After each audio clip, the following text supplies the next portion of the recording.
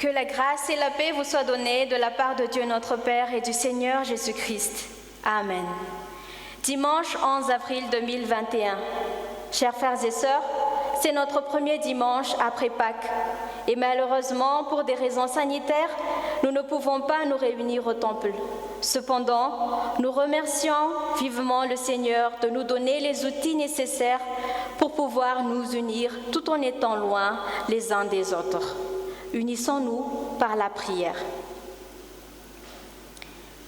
Dieu, Père, Fils et Saint-Esprit, nous faisons appel à toi car nous avons soif de ta présence.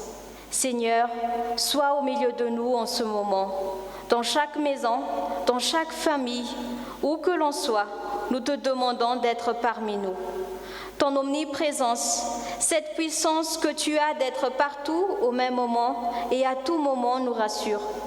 Par ton esprit qui demeure en chacun de nous, nous sommes unis par un lien invisible et magnifique à la fois. Merci Seigneur, merci infiniment. Amen.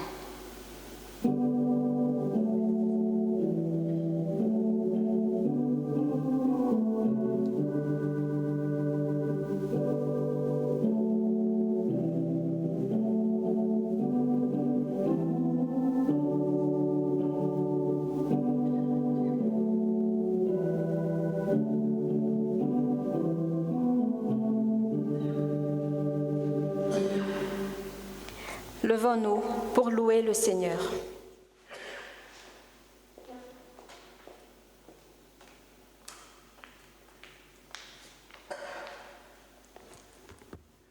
Chers frères et sœurs, glorifions notre Seigneur, exaltons-le avec les paroles dans la Bible. Tu es digne de prendre le livre et d'en ouvrir les sceaux, car tu as été immolé et tu as racheté pour Dieu par ton sang des hommes de toute tribu, de toute langue, de tout peuple et de toute nation.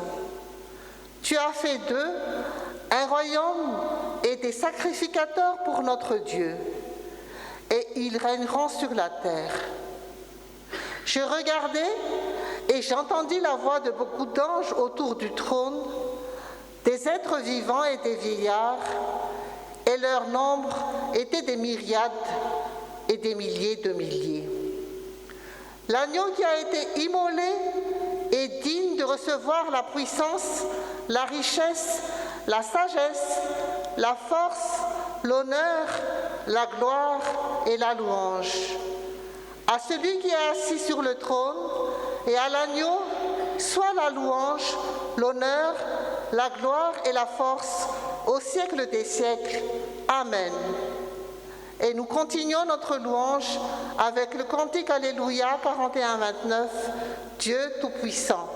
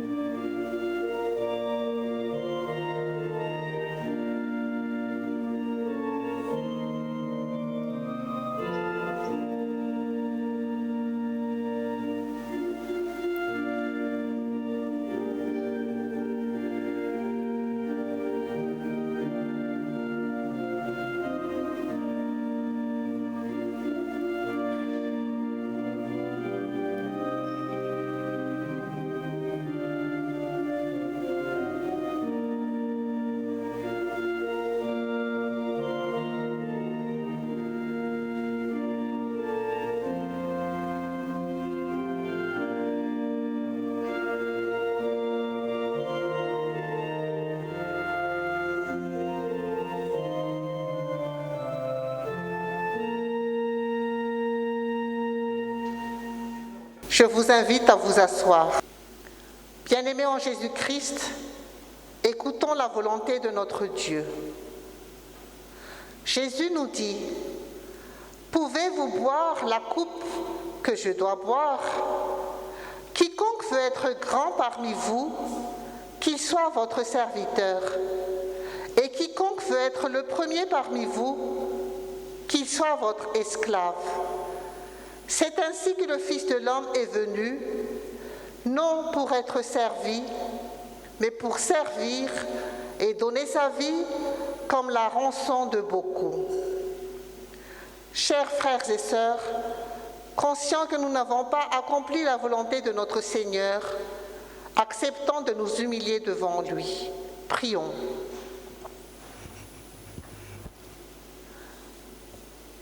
Dieu notre Père, pardonne-nous nos offenses envers toi, envers nos prochains. À ton message d'amour, nous répondons par la haine et le mépris des autres. À ton enseignement sur la compassion, nous répondons par le mépris et le rejet de ceux qui font appel à nous. À ta leçon sur l'humilité, nous répondons par l'orgueil dans nos pensées, par nos comportements et par nos paroles. Devant ta croix, nous manifestons l'indifférence. Entendant ta parole de vie, nous répandons l'amour en nous taisant, n'osant pas témoigner de la résurrection de Jésus-Christ, en étant lâches, en ne dénonçant pas l'injustice et en nous rendant coupables de complicité devant le mal. Dieu notre Père, pardonne-nous, que le sang de Jésus-Christ nous purifie de nos péchés. Porte sur nous ton regard miséricordieux, car vers qui irions-nous ? C'est Jésus-Christ qui a les paroles de la vie éternelle. Merci Seigneur. Amen.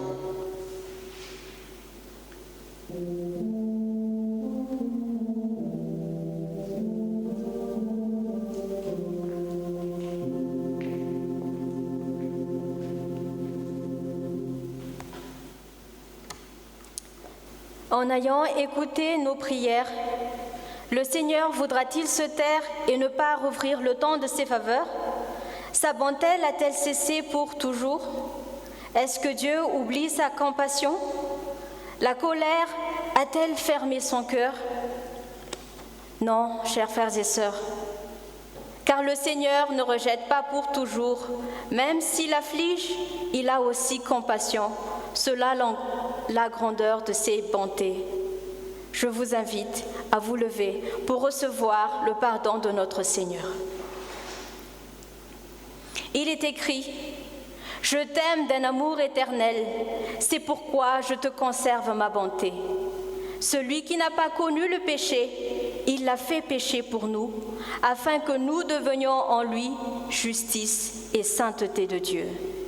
C'est pourquoi il n'y a plus de condamnation pour ceux qui sont en Christ Jésus. Au nom puissant de Jésus, je déclare que toutes vos fautes vous sont pardonnées. Alléluia. Amen.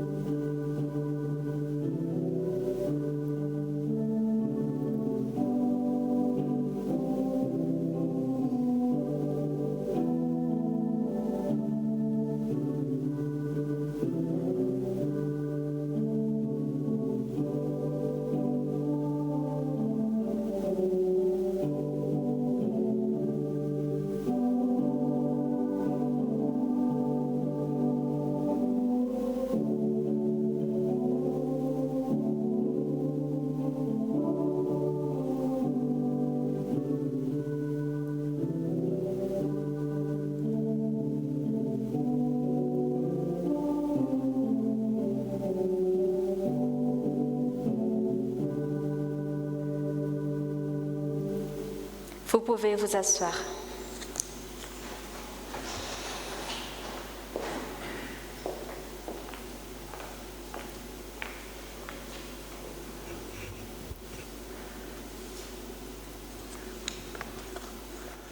C'est le moment des lectures bibliques.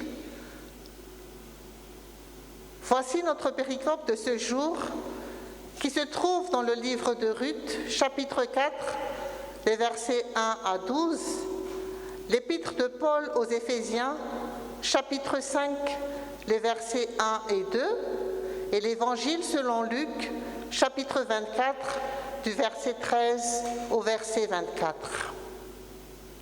Avant les lectures, je vous invite à la prière. Christ ressuscité et qui nous a rachetés par ton sang, que ton Esprit Saint agisse pleinement en nous pour nous renouveler par ta parole. Amen. Nous lisons au nom du Seigneur Jésus-Christ. Ruth, chapitre 4, les versets 1 à 12. Boaz monta à la porte et s'y arrêta. Or, voici, celui qui avait droit de rachat et dont Boaz avait parlé vint à passer. Boaz lui dit, « Approche, reste ici, toi un tel. » Et il s'approcha et il s'arrêta. Boaz prit alors 10 hommes parmi les anciens de la ville et il dit, « Asseyez-vous ici. » Et ils s'assirent. Puis il dit à celui qui avait le droit de rachat, « Naomi, revenue du pays de Moab, a vendu la parcelle de terre qui appartenait à notre frère Élimélec. J'ai cru devoir t'en informer et te dire, acquiers-la en présence des habitants et en présence des anciens de mon peuple. Si tu veux racheter, rachète. Mais si tu ne veux pas, déclare-le-moi afin que je le sache. Car il n'y a personne avant toi qui ait le droit de rachat. Et je l'ai après toi. Et il répondit, je rachèterai. Boaz dit, le jour où tu acquerras le champ de la main de Naomi, tu l'acquerras en même temps de Ruth, la Moabite, femme de défunt, pour relever le nom du défunt dans son héritage. Et celui qui avait le droit de rachat répondit, je ne puis racheter pour mon compte de peur de détruire mon héritage. Prends pour toi mon droit de rachat, car je ne puis pas racheter. Autrefois en Israël, pour valider une affaire quelconque relative à un rachat ou à un échange, l'un ôtait son soulier et le donnait à l'autre. Cela servait de témoignage en Israël. Celui qui avait le droit de rachat dit donc à Boaz, « Acquiers pour ton compte. » Et il ôta son soulier.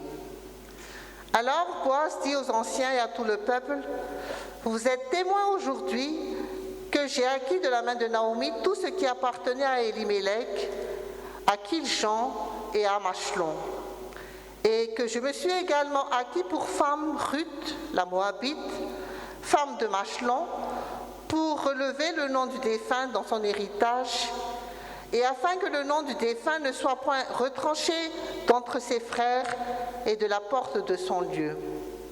Vous en êtes témoins aujourd'hui. »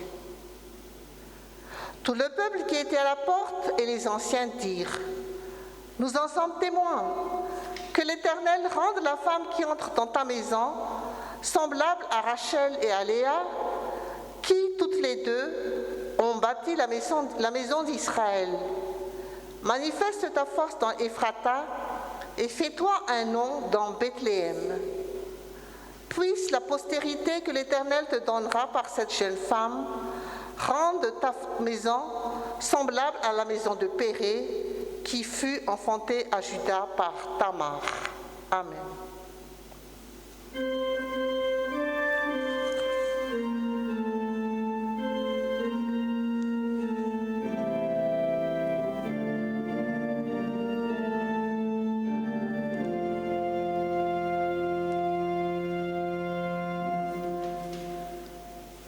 Nous continuons avec l'épître de Paul aux Éphésiens, chapitre 5, les versets 1 et 2. Devenez donc les imitateurs de Dieu comme des enfants bien-aimés et marchez dans l'amour à l'exemple de Christ qui nous a aimés et qui s'est livré lui-même à Dieu pour nous comme une offrande et un sacrifice de bonne odeur. Amen.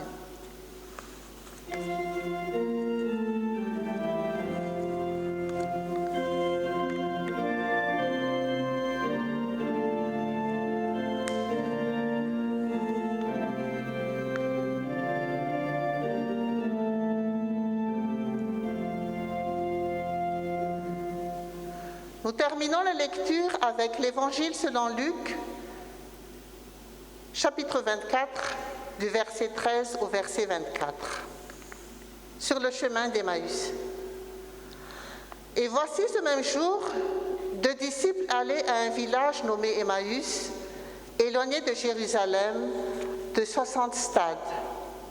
Et ils s'entretenaient de tout ce qui s'était passé. Pendant qu'ils parlaient et discutaient, Jésus s'approcha et fit route avec eux. Mais leurs yeux étaient empêchés de le reconnaître. Il leur dit, « De quoi vous entretenez-vous en marchant ?» Et ils s'arrêtèrent, l'air attristé. L'un d'eux, nommé Cléopas, lui répondit, « Es-tu le seul qui, séjournant à Jérusalem, ne sache pas ce qui est arrivé ces jours-ci ?»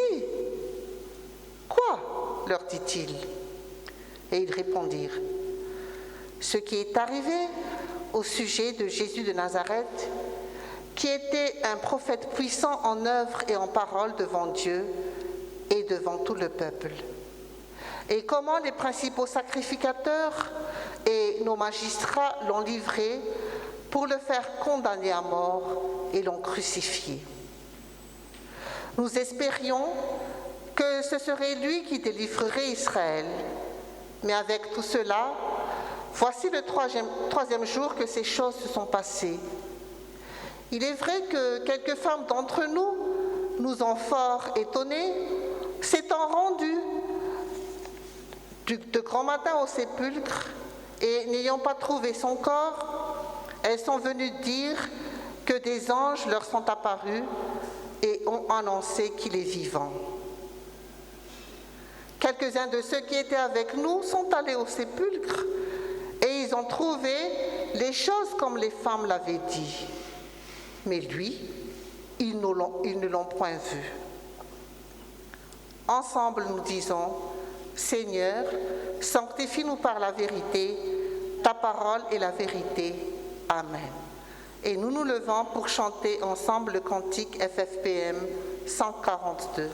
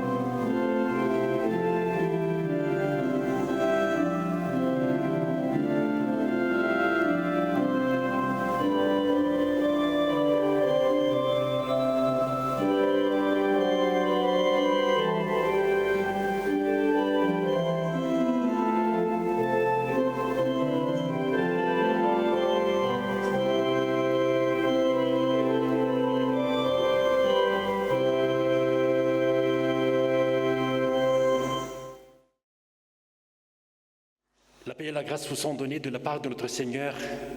Amen. Veuillez vous asseoir. Frères et sœurs en Christ, à une semaine après Pâques, nous nous retrouvons à travers notre page Facebook ainsi que notre chaîne YouTube. On aimerait bien être ensemble dans la maison du Père aujourd'hui, mais comme on dit, faute de grive, on mange des merles.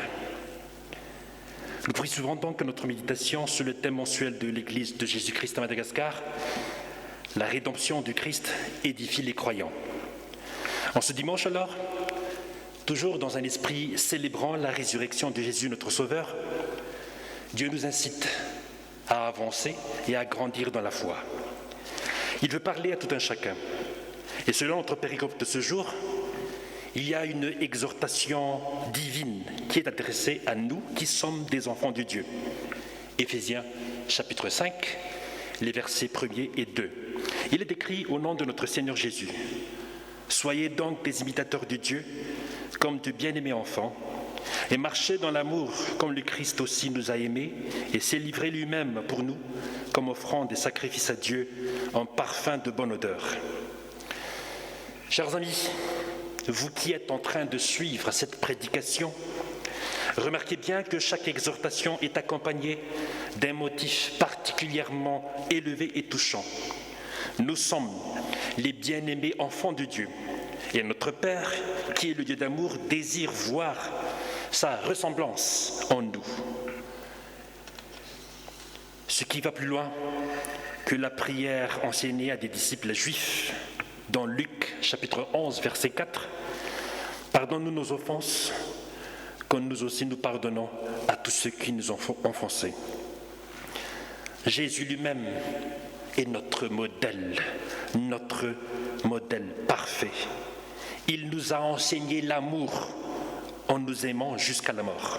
Cependant, ne l'oublions jamais, c'est à Dieu d'abord qu'il s'est offert en parfait sacrifice, en odeur infiniment agréable. Le dernier verset du chapitre précédent nous impose l'obligation de bonté et de pardon envers tous les saints, les uns par rapport aux autres, du fait que nous avons été pardonnés par Dieu grâce à notre Seigneur Jésus-Christ. Il est écrit « Soyez bons les uns envers les autres, compatissants, vous pardonnant réciproquement comme Dieu vous a pardonné en Christ. » Éphésiens chapitre 4, le verset 32. Le premier verset du chapitre 5 nous entraîne un stade plus loin, un stade plus haut. Non seulement nous avons été pardonnés, mais nous avons été introduits dans la famille divine. Nous sommes des enfants de Dieu et même des enfants bien-aimés. Nous sommes des enfants de Dieu et il en découle que, comme des chers enfants, nous devons être des imitateurs de Dieu. Soyez donc des imitateurs de Dieu comme de bien-aimés enfants. Dans d'autres versions, devenez donc les imitateurs de Dieu comme des enfants bien-aimés. Chers frères et sœurs en Christ, l'imitation qui nous est prescrite n'est pas artificielle mais naturelle. Un petit garçon, par exemple, observe son père dans les moindres détails. Bientôt, ses amis sourient en voyant à quel point il ressemble beaucoup à son père. Son imitation est donc en grande partie inconsciente et entièrement naturelle, car il est effectivement le fils de son père, possédant sa vie et sa nature. Or, c'est en tant qu'enfants de Dieu que nous sommes tous appelés à être imitateurs de Dieu. Il nous est explicitement demandé, en tant que chrétiens, d'être des imitateurs de Dieu. Il y a de la fierté dans le cœur d'un bon père quand son enfant présente des ressemblances ou fait des efforts pour lui ressembler dans son caractère. Par contre, un enfant qui s'illustre négativement en s'éloignant d'un bon exemple de son père, ce sera un sujet d'amertume. On pourrait se demander alors comment pouvons-nous imiter Dieu ou en quoi nous devons l'imiter. Le verset nous montre que l'imitation de Dieu doit avoir comme suite logique la marche dans l'amour. Il faut noter qu'il ne parle pas de quelque chose de statique.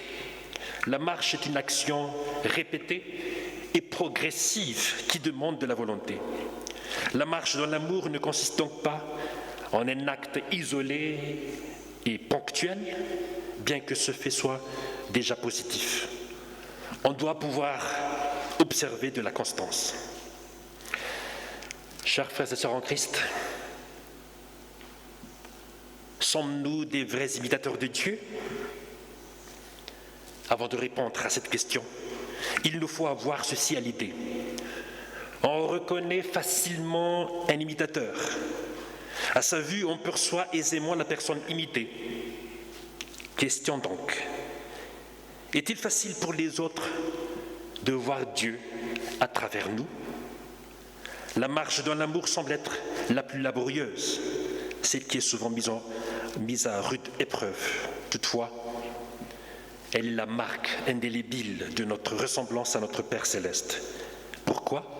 Parce que Dieu est amour. La marche que vous adoptez peut être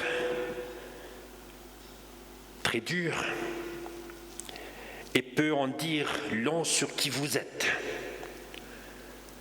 Votre marche peut être nonchalante, hésitante ou au contraire précipitée. Vous pouvez marcher la tête haute ou basse. Sur le plan spirituel également, vous marchez. La Bible nous parle beaucoup de la marche. Elle met l'accent, en l'occurrence, sur la marche par la foi, la marche dans l'intégrité et la marche dans l'amour. Si la frénésie de cette pandémie planétaire vous a atteint, peut-être courez-vous en ce moment afin de protéger votre petite famille, afin de la mettre à l'abri. Vous courez, si bien que vous ne voyez peut-être pas vos prochains qui sont à côté de vous, qui sont dans le besoin. Vous avez tout ce qu'il faut à la maison, mais eux, il est difficile pour eux de s'approvisionner, de se pourvoir en termes de médication à cause de la cherté de vie, par exemple. Chers amis, aujourd'hui, la marche de l'amour n'est pas précipitée. Elle sait s'arrêter quand le besoin se fait sentir, à l'instar du bon samaritain qui a secouru un homme blessé sur le chemin de Damas. Luc chapitre 10, verset 33. Jésus lui-même a beaucoup marché, mais il était toujours attentif aux besoins de sa génération. Ses pieds savaient s'arrêter, son cœur savait aimer, ses mains bénir et sa bouche donner des paroles de consolation.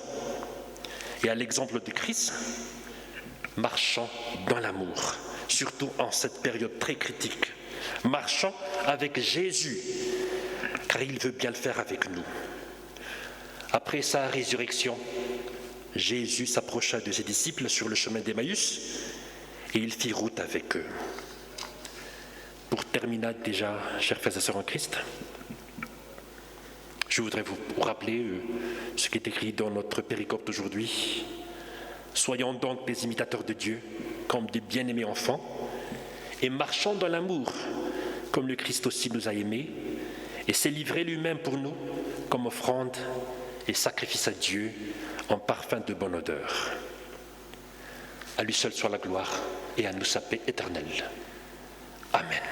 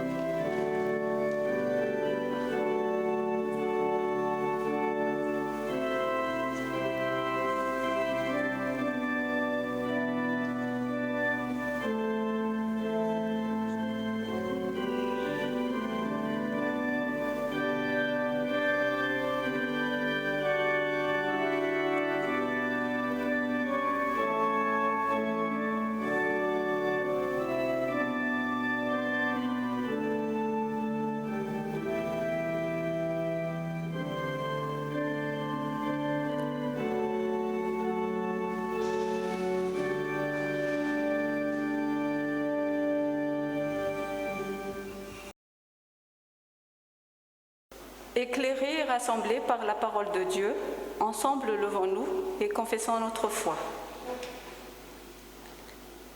Je crois en Dieu, le Père Tout-Puissant, Créateur du ciel et de la terre. Je crois en Jésus-Christ, son Fils unique, notre Seigneur, qui a été conçu du Saint-Esprit et qui est né de la Vierge Marie. Il a souffert sous Ponce Pilate, il a été crucifié, il est mort. Il a été enseveli, il est descendu aux enfers. Le troisième jour, il est ressuscité des morts. Il est monté au ciel, il siège à la droite de Dieu, le Père Tout-Puissant. Il viendra de là pour juger les vivants et les morts.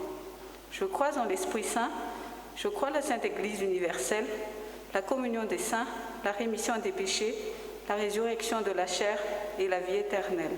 Amen.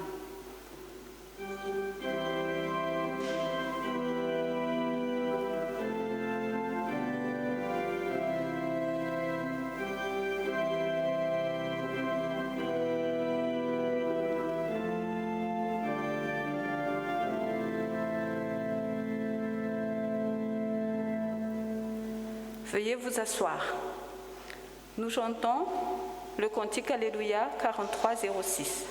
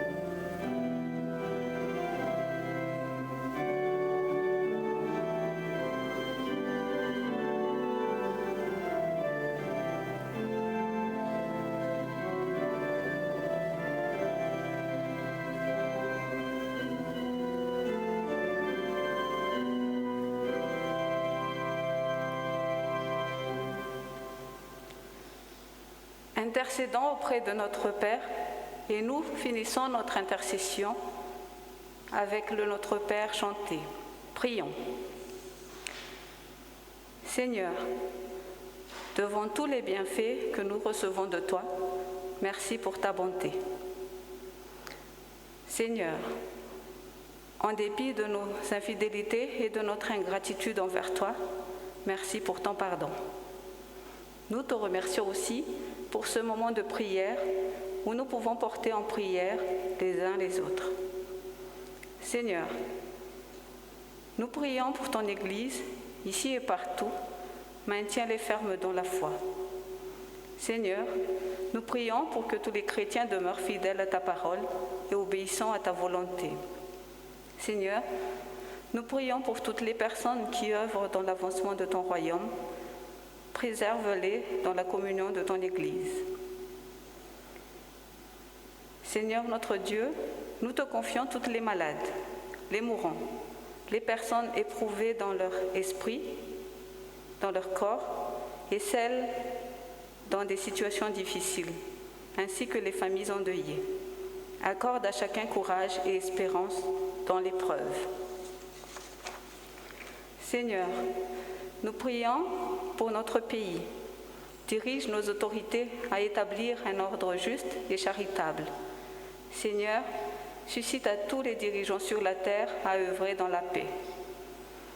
Seigneur, nous portons en prière chaque pays qui lutte avec ferveur contre la progression de la pandémie, qu'il trouve la solution adéquate pour sortir de cette incertitude. Seigneur, sans oublier chacune de nos familles, affermis-la dans un amour sincère, honnête et fidèle. Seigneur, que les requêtes que nous t'avons présentées, nos supplications, nos appels s'accordent à ta volonté. Au nom de Jésus-Christ, Amen.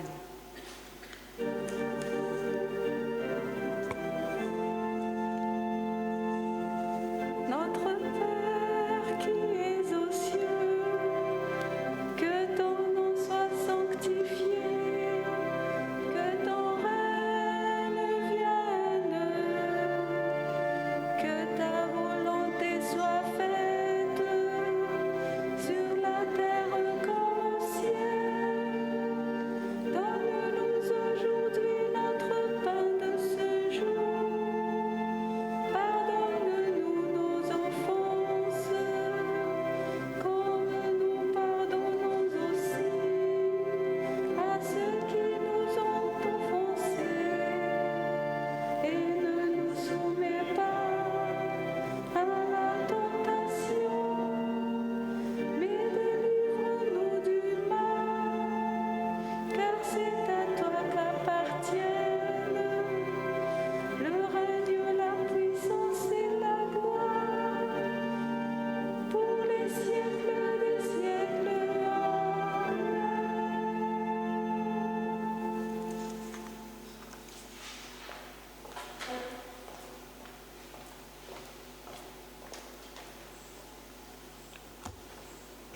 Chers frères et sœurs en Christ, nous parvenons au terme de ce culte. Je vous invite donc à vous lever pour entonner le dernier cantique.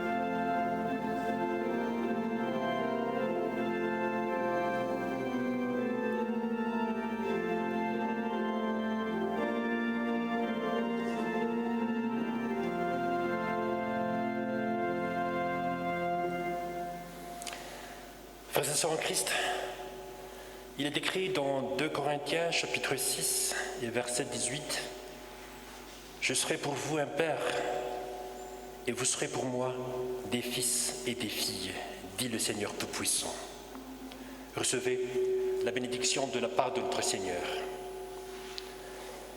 Que la grâce de notre Seigneur Jésus-Christ, l'amour de Tout-Puissant et la communion de cet Esprit soient toujours avec vous. Amen.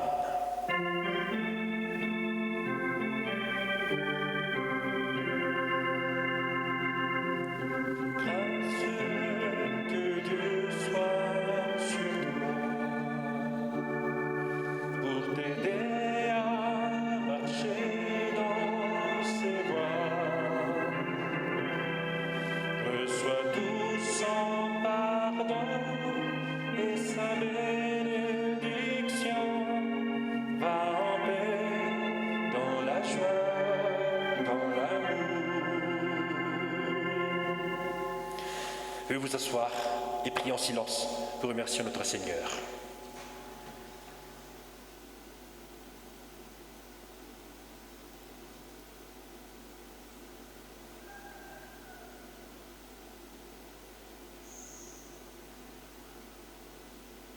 Soyons des imitateurs de Dieu et marchons toujours dans l'amour. À Dieu seul soit la gloire, au nom du Père, du Fils et du Saint-Esprit. Amen.